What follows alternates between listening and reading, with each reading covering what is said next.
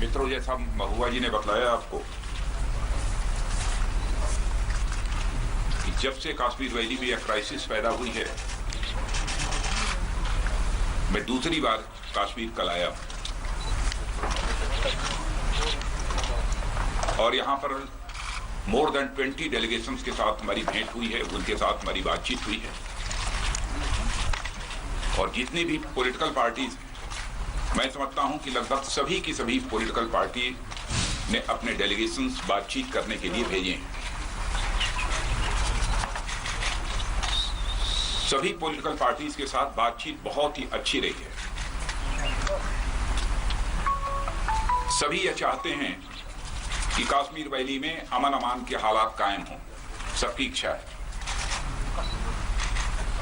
मैंने भी सभी से पूरी तरह से सहयोग करने की अपील की है। मिलने वालों की संख्या के बारे में यदि मैं कहूं तो वह लगभग 300 के आसपास लोग कल से लेकर आज तक मुझसे मिले हैं और उनसे मैंने चर्चा की है। जो भी कश्मीर वैली के हालात हैं उसको लेकर हम लोग भी बेहद दुखी हैं।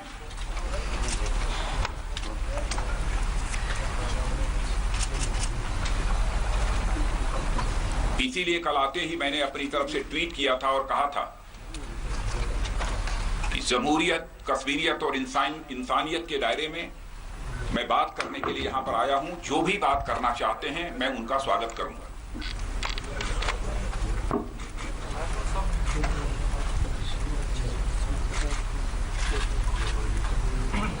जब कभी चाहे कोई कश्मीर का कोई नौजवान मारा जाता है अथवा हमारा सिक्योरिटी फोर्स का भी कोई नौजवान मारा जाता है तो उससे हम सबको बेहद तकलीफ होती है। केवल कश्मीर में रहने वाले लोगों को ही तकलीफ नहीं होती है बल्कि हिंदुस्तान के रहने वाले सारे लोगों को तकलीफ होती है। क्या हम ऐसे हालात से इस कश्मीर को बाहर नहीं निकाल सकते?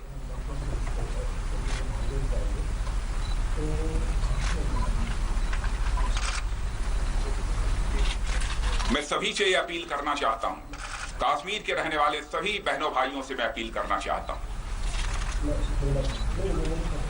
कि हमारे कश्मीर के रहने वाले जवानों के फ्यूचर के साथ खिलवाड़ न करें।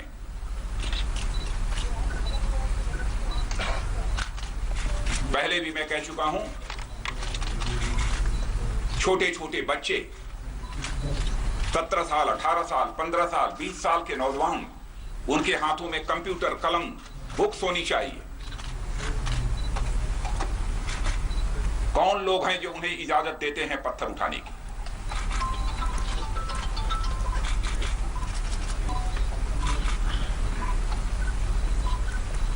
क्या उन बच्चों के भविष्य को बनाने की गारंटी वह दे सकते हैं?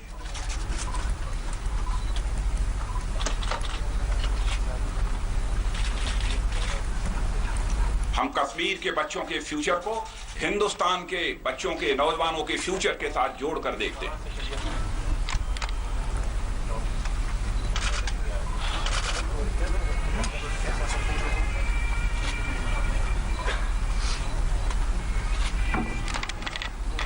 और मैं कश्मीर के लोगों से यह अपील करना चाहता हूं कि ऐसे हालात पैदा करने की जिन लोगों के द्वारा कोशिश की जा रही है उन्हें आइडेंटिफाई करें।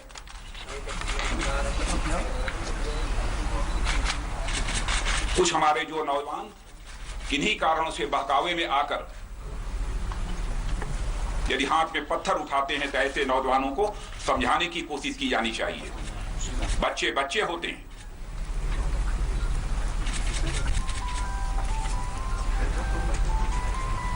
कश्मीर के फ्यूचर को हम हिंदुस्तान के फ्यूचर से अलग रखकर कदापि नहीं सोच सकते।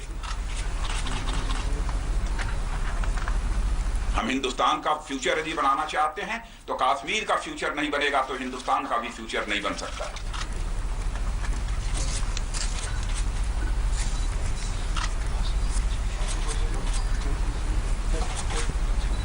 मैं समझता हूं पहली बार ऐसा हुआ होगा कि कश्मीर वैली में ऐसे हालात पैदा होने के बाद 1 महीने के अंदर भारत सरकार का गृह मंत्री 2 बार आया।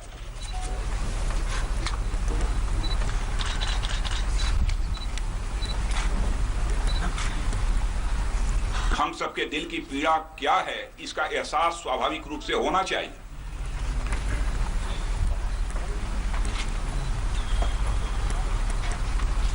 मैंने जम्मू कश्मीर के मुख्यमंत्री महबूबा जी से यह कहा है, ऑल पार्टी डेलीगेशन भी हम लाना चाहते हैं यहां पर, और उसके लिए पूरी तैयारी यहां पर की जानी चाहिए ताकि ऑल पार्टी डेलीगेशन भी आकर यहां लोगों के साथ बातचीत कर सके। राशिद बात कीजिए, बात करने दीजिए, छोड़िए इनको।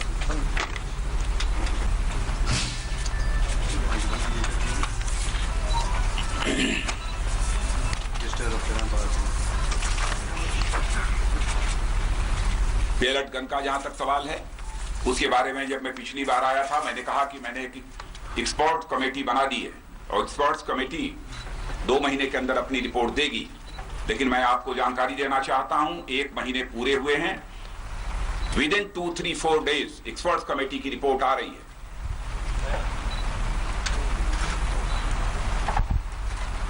और विद इन फ्यू डेज हम लोग इस पेलट गन का एक विकल्प, इसका अल्टरनेटिव देंगे।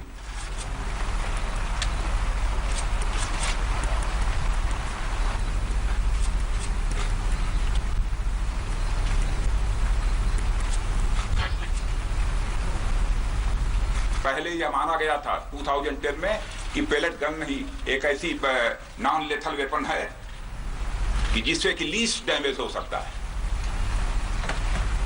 लेकिन आज हम महसूस कर रहे हैं कि कोई ना कोई इसका अब अल्टरनेट होना चाहिए।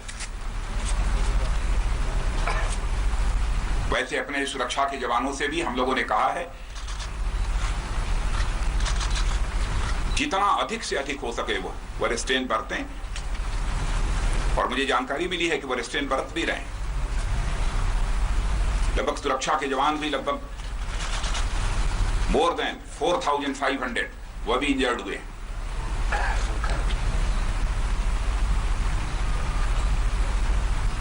लेकिन मैं यहां के लोगों से यह भी अपील करना चाहूंगा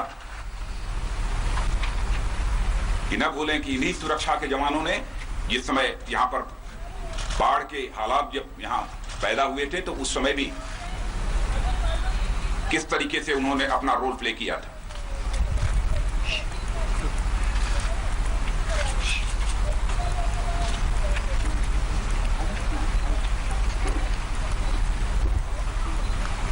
आप लोगों ने शायद देखा होगा कि आज के 2-3 दिन पहले मैंने लखनऊ से हिंदुस्तान के सारे नौजवानों से भी अपील की कि हमारा कश्मीर का कोई नौजवान हिंदुस्तान के किसी कोने में रहता हो, किसी भी एकेडमिक इंस्टीट्यूशन में पढ़ता हो, स्कूल में पढ़ता हो,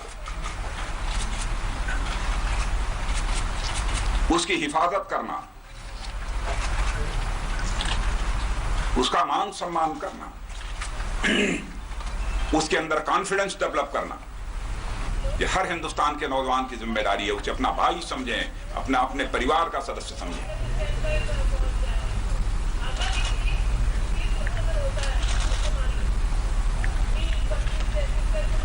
हमारे प्रधानमंत्री जी ने स्वयं अपनी वेदना व्यक्त की है, अपनी पीड़ा व्यक्त की है, और कश्मीर को लेकर वह बराबर मुझसे चर्चा करते रहते हैं।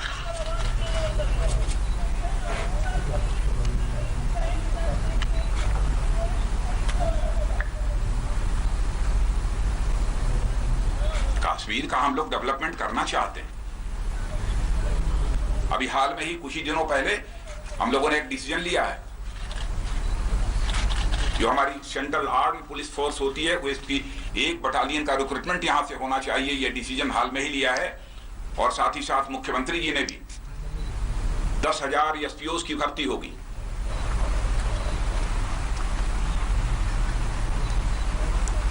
इतने कम समय में मैं समझता हूं कि देश के किसी राज्य ने फैसला नहीं किया होगा। आगे भी कुछ हम स्टेप्स लेंगे।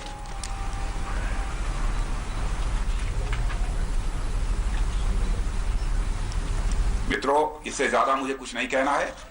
मैं पुनः सभी कश्मीर के बहनों भाइयों से अपील करना चाहता हूं कि कृपया यहां पर अमन अमान के हालात कायम करने में वो पूरी तरह से सहयोग करें। राजनाथ जी, मेरा मैं जवाब करना चाहता हूँ। ये जो बीएसएफ की डिप्लॉयमेंट हुई है, क्या ये इस बात का एक्नॉलेजमेंट है कि सीआरपीएफ जो है उनसे इंडिसिप्लिन हुआ और बीएसएफ को अब सीआरपीएफ को डिसिप्लिन करने के लिए लाया गया? अब देखिए, अनावश्यक इन सब चीजों को लेकर डिस्प्यूट खड़ा करने का यह समय नहीं। मैं इतना ही कहना चाहूंगा कि फोर्सेस का डिप्लॉयमेंट पहले भी होता रहा है और इस समय भी हुआ है। संकेत नहीं संकेत वगैरह, इसका संकेत ढूंढने की कोशिश ही नहीं करनी चाहिए ऐसे समय में। राजनाथ जी आप अपील कर रहे हैं वार्ता से करने के लिए, लेकिन जो हुर्रियत के नेता हैं वो सामने नहीं आ रहे हैं। क्या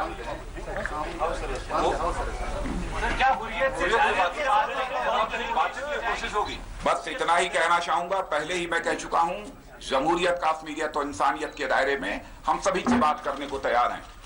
राजनाथ जी, आपकी जो एलआई यहाँ पे है पीडीपी, उनके एक बड़े लीडर ने कहा कि जो एजेंडा ऑफ अलायंस है उसको इम्प्लीमेंट सेंटर की तरफ से स्टेटमेंट नहीं किया जा रहा है, जो एक बहुत बड़ी प्रॉब्लम है और जिसकी वजह से पीडीपी को भी काफी दिक्कत हो रही है।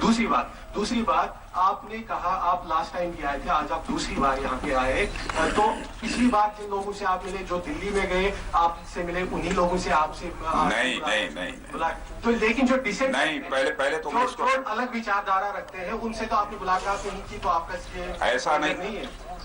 पहले तो मैं कहना चाहता हूं, पिछली बार जब आए थे तो मैं समझता हूं कि इस बार जिन लोगों से मिला हूं उसमें 3/4 से ऐसे लोग अधिक लोग थे जिनसे कि इस बार नए लोगों से मैं मिला हूं, जो अलग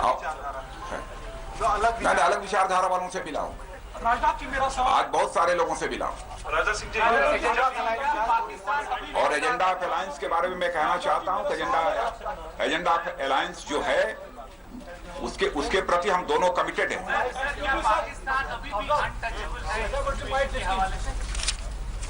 राजनाथ सिंह जी, आपने जितनी भी बात की, साहिबा ने भी जो बात की, आप लोग इस सारे मसले को सामाजिक मसले की तरफ से देख रहे हैं। आप ये समझते हैं कि शायद फैमिली डिस्फंक्शन है क्योंकि छोटे बच्चे पत्थर उठा रहे हैं। क्या आप ये नहीं समझते हैं कि ये सियासी मसला है, इसीलिए लोग बाहर आ रहे हैं, पॉलिटिकल मसला है और उसके लिए आप क्या कर रहे हैं?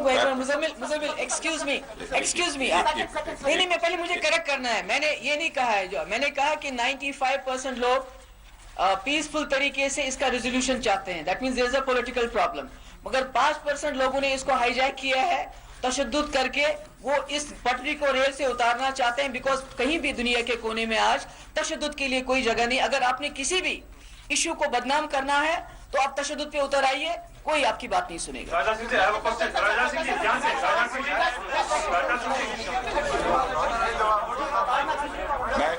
मैं जवाब दे रहा हूं। मैं इतना ही कहना चाहूंगा कि हम लोगों की समझ पर संदेह मत कीजिए, हम लोगों की समझ पर सवालिया निशान लगाने की कोशिश मत करिए। समझ दुरुस्त है, कैसे समस्या का समाधान होगा वो हम लोग अच्छी तरह समझते हैं और उसी तरीके से समस्या का समाधान निकालने की हम भरपूर कोशिश कर रहे हैं। और एक और मैं जानकारी आप लोगों को देना चाहता हूं कि ministry of home affairs, government of India, हम एक नोडल ऑफिसर तय करने जा रहे हैं कि कश्मीर के नौजवानों की, कश्मीर के लोगों को यदि कोई भी प्रॉब्लम देश के किसी भी कोने में यदि कोई होती है, सीधे आप उस नोडल ऑफिसर से कांटेक्ट कर सकते हैं। एक नंबर होगा, जिस नंबर को भी हम उसका ऐलान अभी आगे कुछ ही दिनों में करेंगे। राजा सिंह जी, मेरा एक सिंपल सा सवाल है यहाँ से। आपने कहा कि आपका दूसरा दौरा है या जिनसे हालात खराब हुए जी, जब डेलीगेशन आता है या रूलिंग पार्टी का होम मिनिस्टर आता है जी, कोई इम्पैक्ट पड़ता है चाहे पॉजिटिव या नेगेटिव। जब से आप आए हैं जितनी कैजुअलिटीज उस वक्त हुई है तब से लेकर कैजुअलिटीज कंटिन्यू हो रही है, उसमें कोई फर्क नहीं पड़ रहा है, तो हम कैसे एक्सपेक्ट करेंगे जो माहौल है वो साजगार बन सकता है? क्या आप चाहते हैं कि मेरा आना ही बंद हो जाए? नहीं आना चाहिए।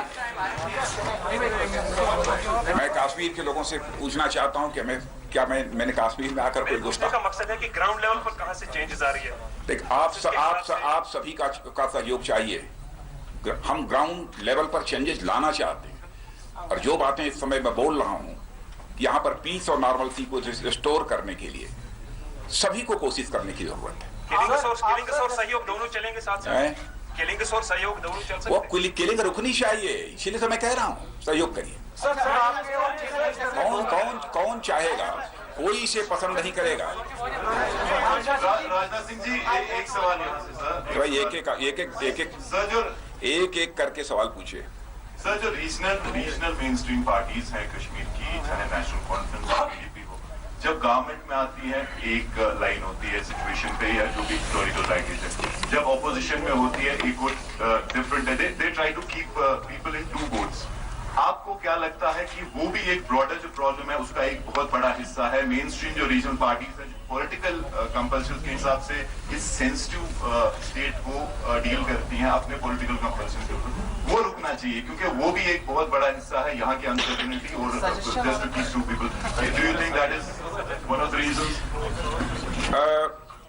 मैं समझता हूं कि यहाँ पर मुझे कोई एनालिसिस करने की कोई जरूरत नहीं है। मैं सभी का सहयोग चाहता हूं, सभी पॉलिटिकल पार्टी का सहयोग चाहता हूं। किसी भी पॉलिटिकल पार्टी के बारे में मुझे कोई एडवर्टाइजमेंट नहीं करना।